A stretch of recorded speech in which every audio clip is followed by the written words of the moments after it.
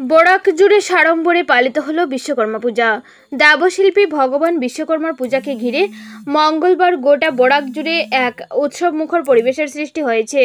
দিনটির তাৎপর্য মাথায় রেখে সমস্ত কারিগর, প্রকৌশলী, কাঠমিস্ত্রি, উৎপাদনকারী ও যানবাহন চালক সংস্থা সহ বিভিন্ন পুজো কমিটির কর্মকর্তারা তাদের যন্ত্রপাতি ও বিভিন্ন সরঞ্জামকে পুজো করে দেবশিল্পীর আশীর্বাদ কামনা করেছেন।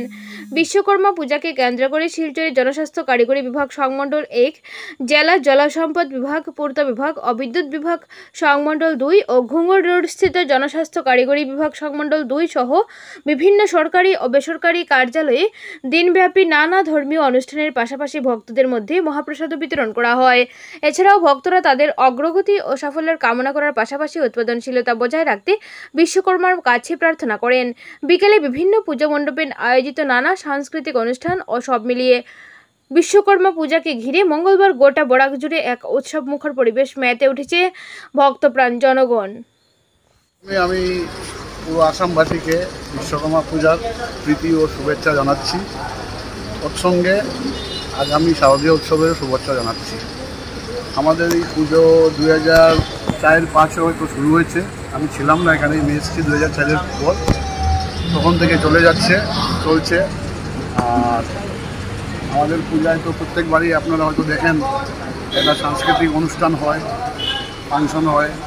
আর আমরা যতটুকু পারি আর কি বাইরে এই পূজার থেকে আমার স্টাফ সবাই মিলে যে আমাদেরকে সাহায্য করেছে, মানে আজকে আমরা পুরোটা সাকসেসফুল করতে পারি। প্রতিটা স্টাফ মনে হয় নিজের বাড়ির পূজা ভেবে কাজ করে। সকাল থেকে हमारे ऑफिस में विश्वकर्मा पूजा मनाया जा रहा है, बहुत धूमधाम से मनाया जा रहा है। सब सिलचरवासी हमारे सब डिवीजन के अंदर हो या बाहर हो, सबको हम स्वागत जनाते हैं। सब आइए, हमारे साथ मिलिए, हमारे साथ बैठ के खाइए। हम सबको ये देख के अच्छा लगेगा। 700-800 का हमने प्लानिंग किया है। हमेशा हमारा बड़े से होता है, इस साल भी बड़े से हो रहा है। आपका नाम? मेरा नाम स्मिता सिन्हा।